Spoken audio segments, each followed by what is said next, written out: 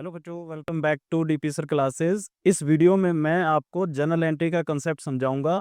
अगर किसी भी बच्चे को, चाहे वो बीकॉम का हो, चाहे 12th का हो, चाहे 11th का हो, किसी को जर्नल एंट्री नहीं आती, बिल्कुल समझ में नहीं आती, तो ये 15 से लेकर 20 मिनट की वीडियो देखिए आप, और गारंटेड कहता हूँ कि आपको जर्नल एंट्री समझ में आ जाएगी और आप जर्नल एंट्री करना भी शुरू कर देंगे। ठीक है, तो इस चीज़ को समझाने के लिए आपको एक रूल याद रखना होगा, जिसको हम कहते हैं मॉडर्न रूल। बेसिकली हमारे अकाउंट्स में दो प्रकार के रूल होते हैं, एक होता है ट्रेडिशनल रूल और एक होता है मॉडर्न रूल। हालांकि मैं अभी आपको बस समझाना चाहता हूं कि जर्नल एंट्री कैसे होती है, इसलिए मैं ट्रेडिशनल रूल को नहीं समझा रहा, मैं सिर्फ मॉडर्न रूल को समझा रहा हूं। अगर आप मॉडर्न रूल को भी समझ जाओगे ना, तो आप जर्नल एंट्री करना बहुत अच्छी तरीके से सीख जाओगे। तो देखते हैं कैसा होता है ये रूल। देखो, मॉडर्न रूल ये कहता है कि अकाउंट्स के जितने भी टर्म्स हैं, जितनी भी टर्म्स होती हैं, जितनी भी ट्रांजैक्शन होती हैं, उसको उसने दो पार्ट्स में डिवाइड कर दिया है, तीन तीन की कैटेगरी में डिवाइड कर दिया है। पहली कैटेगरी है आपकी एसेट्स, एक्सपेंसेस और लॉसेस की, और दूसरी कैटेगरी है लाइबिलिटीज, इनकम और गेन की। ये इसलिए बांटा गया है क्योंकि इनका नेचर अपना अलग अलग होता है। जैसे कि अगर हम इसका नेचर कहें कि इसका जो नेचर होता है वो होता है डेबिट नेचर का। ठीक है, और इसका जो नेचर होता है वो क्या होता है, क्रेडिट नेचर का। ठीक है, ये आपको पता होगा डेबिट और क्रेडिट क्या होते हैं। डेबिट और क्रेडिट सिर्फ साइड्स होती हैं, ठीक है ना। अगर कोई भी चीज बढ़ती है और घटती है तो डेबिट या क्रेडिट दो साइड्स में जाती है। ठीक है, अब यहाँ पर क्या है कि एसेट्स, एक्सपेंसेस और लॉसेस, आपको बस इतना ध्यान रखना है कि इन चीजों के बढ़ने पर ये कौन सी साइड में जाते हैं और घटने पर कौन सी साइड में जाते हैं। जब भी एसेट्स, एक्सपेंसेस और लॉसेस इंक्रीज होते हैं तो इनको डेबिट किया जाता है, और डिक्रीज होते हैं तो इनको क्रेडिट किया जाता है। बहुत ही सिंपल सा रूल है। अब बस नॉर्मली याद रखें कि जब भी एसेट्स आपके बिजनेस में बढ़ेगी, यानी कि जैसे अगर आपने एसेट्स परचेज करी, कोई फर्नीचर परचेज किया, मशीनरी परचेज करी, तो आपके बिजनेस में बढ़ रही है, तो बढ़ेगी तो उसको क्या करेंगे, डेबिट साइड लिखेंगे। ठीक है ना, तो इतना ध्यान रखना है कि इंक्रीज करने पर डेबिट और डिक्रीज करने पर क्रेडिट साइड में लिखा जाएगा। ऐसी लाइबिलिटीज, इनकम और गेन को जब वो इंक्रीज होंगे तो क्रेडिट, और डिक्रीज होंगे तो डेबिट, मतलब इससे बिल्कुल उल्टा किया जाता है। ठीक है ना, इस चीज को आप नोट कर लीजिए, मॉडर्न रूल को, और फिर देखिए कि अब इस रूल के अकॉर्डिंग आप किस प्रकार से जर्नल एंट्री को बहुत इजीली तरीके से कर पाओगे। ठीक है, इसको नोट कर लो और फिर मेरे पीछे पीछे क्वेश्चन को देखते रहो, और कैसे करना है वो देखते रहो। देखो, पहला क्वेश्चन है, पहला क्वेश्चन बहुत ही सिंपल सा दिया है मैंने। जर्नल एंट्री का फॉर्मेट आपको पता होगा, फॉर्मेट कैसा होता है, कुछ इस प्रकार से फॉर्मेट होता है। ठीक है, हालांकि मैं फॉर्मेट से नहीं करवा रहा अभी, जस्ट मैं आपको समझाना चाह रहा हूँ। ठीक है, इस तरीके से होता है। जो डेबिट होता है उसको इस तरीके से लिखे डेबिट, और जो क्रेडिट होता है उसको इस तरीके से लिख दिया जाता है। ठीक है ना, डेबिट वाली टर्म को ऊपर और क्रेडिट वाली टर्म को नीचे लिखा जाता है। नरेशन वरेशन सब लिखी जाती है, बट नरेशन वरेशन अभी मैं आपको नहीं समझाना चाह रहा, क्योंकि बस मैं ये समझाना चाह रहा हूँ कि जनरल एंट्री कैसे होती है। ठीक है ना, अब जो भी चीज होगी डेबिट वाली वो इधर लिख दी जाएगी और क्रेडिट वाली इधर लिख दी जाएगी। एक क्वेश्चन करवाता हूँ और बेटर तरीके से समझ में आ जाएगा। देखो, क्वेश्चन क्या कह रहा है कि परचेज फर्नीचर वर्थ ₹5,000। अब इस ट्रांजेक्शन में ना क्या इफेक्ट हुआ है आपको पहले समझना पड़ेगा। हर ट्रांजेक्शन के दो इफेक्ट होते हैं, एक चीज डेबिट हो रही होती है या एक चीज क्रेडिट हो रही होती है। ठीक है ना, तो कौन सी चीज क्या हो रही है वो समझना है आपको। परचेज फर्नीचर वर्थ ₹5,000, अगर आपने फर्नीचर परचेज किया है 5,000 का, तो देखो बिजनेस में क्या होगा, अगर आप फर्नीचर परचेज करके लाओगे ना, तो सामने वाले को क्या देना पड़ेगा, पैसे देने पड़ेंगे। तो दो इफेक्ट हो गए कि नहीं हो गए। पहला इफेक्ट हो रहा है फर्नीचर का, और दूसरा इफेक्ट हो रहा है आपका कैश का। अब बस आपको इतना देखना है कि इन दोनों में से कौन सी चीज बढ़ रही है और कौन सी चीज घट रही है।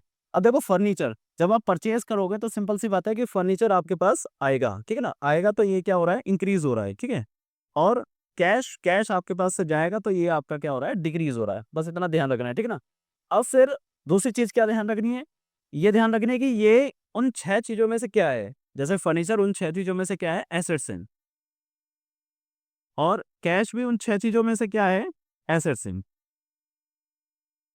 देखो, कैश भी एसेट्स है और फर्नीचर भी आपकी एसेट्स है। अब बस इतना ध्यान रखना है कि ये वाली एसेट्स इंक्रीज हो रही है तो एसेट्स के इंक्रीज होने पर उसे क्या किया जाता है, डेबिट, और ये वाली एसेट डिक्रीज हो रही है तो उसको क्या किया जाएगा, क्रेडिट। बहुत ही सिंपल सा रूल है। ठीक है ना, यानी कि फर्नीचर और कैश का इफेक्ट हो रहा है, फर्नीचर बढ़ रहा है और कैश घट रहा है, और फर्नीचर हमारे लिए एसेट्स है और कैश भी हमारे लिए एसेट्स है, और एक एसेट्स इंक्रीज हो रही है तो उसको डेबिट, और एक एसेट डिक्रीज हो रही है तो उसको क्रेडिट किया जाएगा। अब इसकी जनरल एंट्री कैसे बनाई जाएगी, देखो, फर्नीचर जो डेबिट हो रहा है उसको पहले लिखा जाएगा, तो फर्नीचर को यहाँ पे लिख दिया जाएगा, फर्नीचर अकाउंट डेबिट टू, किसकी वजह से, टू कैश अकाउंट। ठीक है, कितने रुपए से, 5,000 रुपए से, ये डेबिट का और ये क्रेडिट का। ये LF लिखा होता है यहाँ पर, और यहाँ पर पर्टिकुलर। तो ये फॉर्मेट होगा बस, ठीक है ना। तो ये 5,000 रुपये इधर लिख दिए जाएंगे और ये 5,000 रुपये इधर लिख दिए जाए। तो इस तरीके से ये फॉर्मेट हो गया आपका कंप्लीट, और ये जनरल एंट्री हो गई आपकी कब। बस समझ आ रही है, बहुत ही सिंपल सा है। अगला देखते हैं, नेक्स्ट कह रहा है, फॉर्मेट में बनाता जाऊंगा आपके लिए।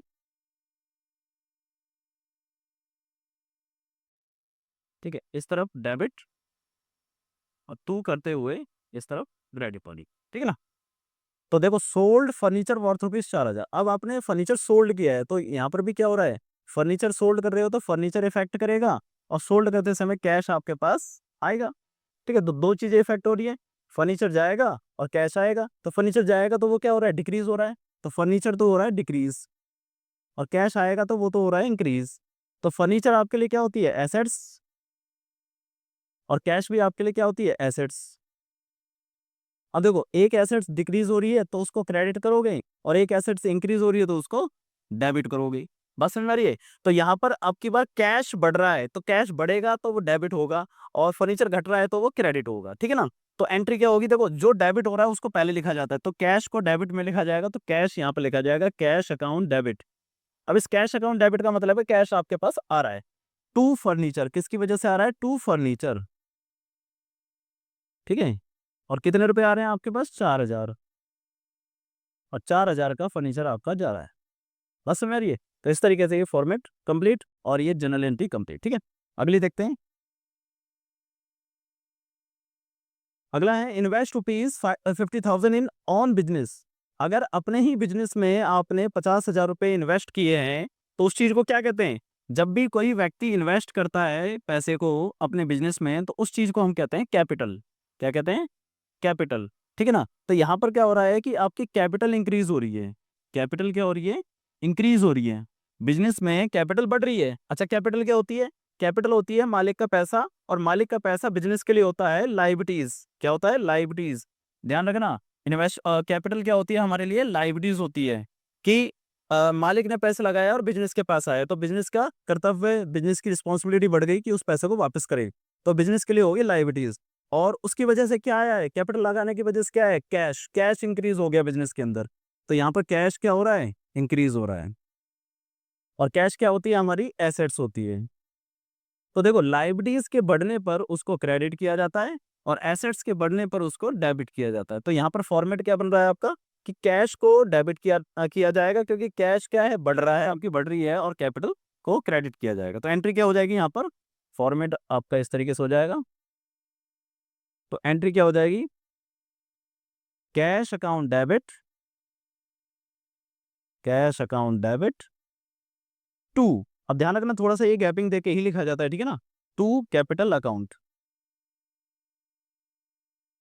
तो ये फॉर्मेट हो गया आपका, सॉरी, एंट्री हो गई कितने रुपए से, 50,000 रुपए से, ठीक है। तो मालिक के द्वारा जो पैसे लगाए जाते हैं उसको कैपिटल कहते हैं, और कैपिटल हमारे लिए क्या होती है, लाइबिलिटीज होती है, क्योंकि वो मालिक ने दी है। और बिजनेस एंटिटी कंसेप्ट के अकॉर्डिंग ये कहा जाता है कि मालिक अलग होता है और बिजनेस अलग होता है, ठीक है ना। तो मालिक के द्वारा जो भी पैसा दिया जाएगा वो कंपनी के लिए लाइबिलिटीज होगी, और अगर मालिक पैसे निकाल लेता है तो कंपनी के लिए एसेट्स होगी, क्योंकि मालिक ने पैसे निकाल लिए और वो अब हमें पैसे देगा, तो हमारे पास पैसे आएंगे तो हमारे लिए एसेट्स है, तो उसको क्या कहते हैं, हम ड्राइंग कहते हैं। अगली एंट्री वही है हमारी ड्राइंग की। देखो, withdraw cash from business for personal use. ध्यान रखना, पर्सनल यूज के लिए निकाला है तो इसलिए उसे क्या कहते हैं, हम ड्राइंग कहते हैं, ठीक है। पर्सनल यूज के लिए जो भी चीजें निकाली जाती हैं उसको ड्राइंग कहते हैं। अब विड्रॉ कर लिया कैश, कैश अगर निकाला है तो कैश क्या हो जाएगा, कम हो जाएगा। तो पहली चीज यहाँ पर क्या हो रही है, कैश आपका डिक्रीज हो रहा है बिजनेस के अंदर, और कैश क्या होती है, आपकी एसेट्स होती है, ठीक है। और दूसरा क्या है कि पर्सनल यूज के लिए जो पैसे निकाले हैं उसको हम क्या कहते हैं, ड्राइंग कहते हैं। तो यहाँ पर ड्राइंग आपकी क्या हो रही है, इंक्रीज हो रही है, ठीक है। जैसे वहां पर लाइबिलिटीज इंक्रीज हो रही थी, कैपिटल इंक्रीज हो रही थी, यहाँ पर ड्राइंग इंक्रीज हो रही है, यानी कि ड्राइंग इंक्रीज हो रही है, तो ड्राइंग हमारे लिए क्या है, एसेट्स है, क्योंकि ये पैसा हमें वापस मिलेगा। हमें का मतलब है बिजनेस को मिलेगा, बिजनेस मैन को नहीं, बिजनेस को, ठीक है ना। अब एसेट्स हमारी डिक्रीज हो रही हैं तो वो क्रेडिट होंगी, और एसेट्स हमारी इंक्रीज हो रही हैं तो वो डेबिट होंगी। तो यहाँ पर फॉर्मेट क्या बन जाएगा, मतलब जनरल एंट्री क्या बन जाएगी, जो डेबिट हो रहा है उसको पहले लिखेंगे, तो drawing account debit to cash account, drawing account debit to cash account, और कितने रुपए से, 10,082। ठीक है, इस तरीके से ये जर्नल एंट्री कंप्लीट। बेसिकली आपको समझ में आ रहा होगा कि किस तरीके से जर्नल एंट्री कर रहे हैं हम और कैसे कर सकते हैं, ठीक है ना। नेक्स्ट देखते हैं, paid salary for ₹5,000। Paid salary, अब देखो सैलरी आपके लिए क्या है, सैलरी आप पे कर रहे हो, तो सैलरी जब भी आप पे करोगे तो वो आपके लिए क्या है, खर्चा है, क्योंकि आप मालिक हो। मालिक जब भी पैसे देगा तो वो क्या हो जाएगा, उसके लिए खर्चा हो जाएगा। तो सैलरी हमारे लिए खर्चा है। अब सैलरी अगर हमने पे कर दी, तो ये पहले ये बताओ कि सैलरी आपकी मतलब सैलरी एक खर्चा है, एक्सपेंसेस है, और एक्सपेंसेस आपका बढ़ रहा है या घट रहा है? ठीक है? जब आप सैलरी दे रहे हो तो आप ये मत सोचना कि सैलरी आप पे कर रहे हो तो वो घट गया, नहीं घटा नहीं है, आपका खर्चा बढ़ रहा है। आप इलेक्ट्रिसिटी का बिल पे कर रहे हो तो यही तो कहोगे यार खर्चा बढ़ गया, तो खर्चा आपका इंक्रीज़ हो रहा है, ठीक है ना? कभी भी डिक्रीज़ नहीं होता खर्चा। तो सैलरी एक्सपेंसेस है और एक्सपेंसेस आपके क्या हो रहे हैं? इंक्रीज़ हो रहे हैं, ठीक है? एक्सपेंसेस इंक्रीज़ हो रहे हैं और उसकी वजह से क्या कम हो रहा है? कैश। कैश आपकी एसेट्स हैं और वो आपकी क्या हो रही है? डिक्रीज़ हो रही है। नॉर्मली समझ में आ रहा है? कि जो भी खर्चा आप पे करोगे, कोई भी खर्चा आ जाए, चाहे सैलरी आ जाए, वेजेस आ जाए, ट्रैवलिंग एक्सपेंसेस आ जाए, इलेक्ट्रिसिटी एक्सपेंसेस आ जाए, कुछ भी आ जाए, वो सारे के सारे खर्चे आपके इंक्रीज़ होते हैं और उसकी वजह से क्या डिक्रीज़ होता है? कैश डिक्रीज़ होता है आपका, ठीक है ना? तो कैश आपका डिक्रीज़ हो रहा है और जो एक्सपेंसेस इंक्रीज़ होते हैं तो उनको डेबिट किया जाता है। रूल याद रखें, एक्सपेंसेस इंक्रीज़ होते हैं तो उसको डेबिट किया जाता है और एसेट्स डिक्रीज़ होती हैं तो उनको क्रेडिट किया जाता है। सिंपल सा रूल बन गया। तो फॉर्मेट देखो, ये जो चीज़ मैं आपको करवा रहा हूँ ना, ये इन फ्यूचर आपको ना दिमाग में ही करनी पड़ेगी। ये बार-बार अगर लिख के करोगे तो टाइम वेस्ट होगा। बट ये है कि स्टार्टिंग में 2-4 दिन तक आप इसको लिख के करो, देन फिर आप समझ जाओगे खुद ही और देन उसके बाद क्या है, आप अच्छी तरीके से दिमाग में भी करने लग जाओगे। तो यहाँ पर एंट्री क्या बन गई आपकी, जो डेबिट हो रहा है उसको डेबिट करो, salary debit, salary account debit to cash. अब ध्यान रखना, कुछ बच्चे ना पता क्या करते हैं कि सैलरी पेड लिख देते हैं, यहाँ पर सैलरी पेड। पेड लिखने की जरूरत नहीं है। देखो जनरल एंट्री ही खुद एक लैंग्वेज है, वो लैंग्वेज ही बता रही है कि आपने सैलरी दी है, क्योंकि कैश आपका क्या हुआ है, कम हुआ है। तो पेड लिखने की जरूरत नहीं है, ना रिसीव लिखने की जरूरत है कहीं पर भी, ठीक है ना। तो यहाँ पर एंट्री हो जाएगी 5,000 से, ठीक है। इस तरीके से ये एंट्री कंप्लीट, ठीक। एक और करते हैं, कमीशन रिसीव्ड ₹1000। आपने कमीशन रिसीव किया है। अच्छा, कमीशन अगर आप रिसीव कर रहे हो तो कमीशन आपके लिए क्या हो जाएगा बताओ? कमीशन यानी कि किसी से भी पैसे अगर आप रिसीव कर रहे हो तो वो क्या हो जाएगी आपके लिए? इनकम हो जाएगी एक तरह से। क्या हो जाएगी? इनकम हो जाएगी। और उस कमीशन रिसीव की वजह से क्या आया है आपके पास? कैश आया है। तो कैश आपके लिए क्या होती है? एसेट्स होती है, सिंपल सी बात है। तो कमीशन मिल रहा है तो इसका मतलब आपकी इनकम बढ़ रही है। तो इनकम बढ़ रही है तो इनकम को इंक्रीज़ करो, इंक्रीज़ करो और कैश भी आपका क्या हो रहा है? बढ़ रहा है। कैश भी आपका क्या हो रहा है? बढ़ रहा है। तो कैश भी क्या करो? इंक्रीज़ करो। तो सिंपल सी बात है, इनकम अगर बढ़ती है तो लायबिलिटी साइड वाला कांसेप्ट देखो, लायबिलिटी साइड में इनकम अगर बढ़ती है तो क्या होता है? क्रेडिट। और एसेट्स अगर इंक्रीज़ होती है तो उसको करते हैं हम डेबिट। तो इसकी भी फॉर्मेट मतलब जनरल एंट्री बन गई कि कैश को डेबिट किया जाएगा और कमीशन को क्रेडिट किया जाएगा। ध्यान रखना, रिसीव लिखने की ज़रूरत नहीं है। तो एंट्री हो जाएगी cash account debit to commission, ठीक है? Cash account debit to commission account, amount आएगा आपका ₹1000, ठीक? बहुत ही सिंपल सा कांसेप्ट है, ज़्यादा कुछ नहीं करना है इसमें, ठीक है ना? और देखते हैं एंट्री, नेक्स्ट है परचेज गुड्स ऑफ ₹2000। आपने सामान खरीदा है। गुड्स का मतलब जानते हो, जिसका हम व्यापार करते हैं। गुड्स आपने खरीदे हैं तो सिंपल सी बात है कि गुड्स आपके क्या हो जाएंगे? इंक्रीज हो रहे हैं। खरीदे हैं तो इंक्रीज ही तो होंगे, ठीक है। और कैश आपका क्या हो रहा है? डिक्रीज हो रहा है। अच्छा, एक चीज ध्यान रखना, जैसे कि हमने ना जब फर्नीचर परचेज किया था तो नाम लिखा था फर्नीचर, ठीक है। और जब गुड्स परचेज करते हैं तो वर्ड गुड्स नहीं लिखते, उसको लिखते हैं परचेज। क्या लिखते हैं? परचेज। ध्यान रखना, गुड्स की जगह पर क्या लिखा जाएगा? परचेज। अगर सिर्फ और सिर्फ हम सामान परचेज करते हैं, जिसका हम व्यापार करते हैं, उसको परचेज लिखते हैं। और अगर अदर चीज परचेज करते हैं तो उसका नाम लिखते हैं, क्योंकि वो अदर चीज नाम है हमारे लिए। और जो जिसका व्यापार करते हैं उसी को कहते हैं सेल परचेज, ठीक है ना। तो सामान के बढ़ने पर यानी कि गुड्स के बढ़ने पर परचेज और जाने पर सेल लिखेंगे और बाकी चीज़ों में उनका नाम लिखेंगे या डेबिट करेंगे या क्रेडिट करेंगे, ठीक है ना? तो इंक्रीज़ हो रहा है क्या आपका गुड्स? गुड्स क्या है हमारे लिए? एसेट्स हैं और वो इंक्रीज़ होंगे तो वो क्या होगा? डेबिट होगा। और कैश हमारे लिए एसेट्स है और वो डिक्रीज हो रहा है तो हमारे लिए क्या हो जाएगा, क्रेडिट हो जाएगा। बहुत ही सिंपल है। एंट्री क्या बन जाएगी हमारी, परचेज अकाउंट डेबिट टू, किसकी वजह से, टू कैश।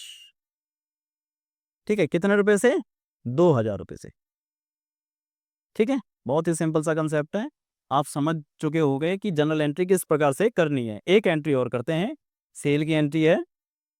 एंट्री कह रहा है सोल्ड गुड्स ऑफ ₹3000। जैसे कि मैंने आपको बताया कि यहाँ पर गुड्स आपके क्या हो रहे हैं, कम हो रहे हैं, डिक्रीज हो रहे हैं। बट आप गुड्स ना लिख के क्या लिखोगे, सेल लिखोगे। ये ध्यान रखना, क्योंकि सामान का खरीदना परचेज कहलाएगा, सामान का बेचना सेल कहलाएगा। आप बस सामान के लिए याद रखना, गुड्स को गुड्स नहीं लिखना, उसको परचेज और सेल लिखना है। ठीक है ना। अब गुड्स आपके डिक्रीज हो रहे हैं, कम हो रहे हैं, खत्म हो रहे हैं, यानी कि जा रहे हैं, किसी और के पास जा रहे हैं, तो गुड्स आपके लिए तो एसेट्स होते हैं। और जब डिक्रीज होंगे तो वो क्या हो जाएंगे, क्रेडिट। और दूसरा कैश, कैश आपके लिए क्या होता है, कैश इंक्रीज हो रहा है आपका। ठीक है ना, पैसा आएगा ना आपके पास, सामने वाले व्यक्ति आपको पैसा देगा, तो यहाँ पर क्या हो जाएगा, कैश इंक्रीज हो रहा है। और कैश हमारे लिए क्या होती है, एसेट्स होती है, और इंक्रीज होने पर वो डेबिट होगी। तो यहाँ पर जनरल एंट्री क्या बन जाएगी आपकी, कि कैश डेबिट हो रहा है, तो कैश अकाउंट डेबिट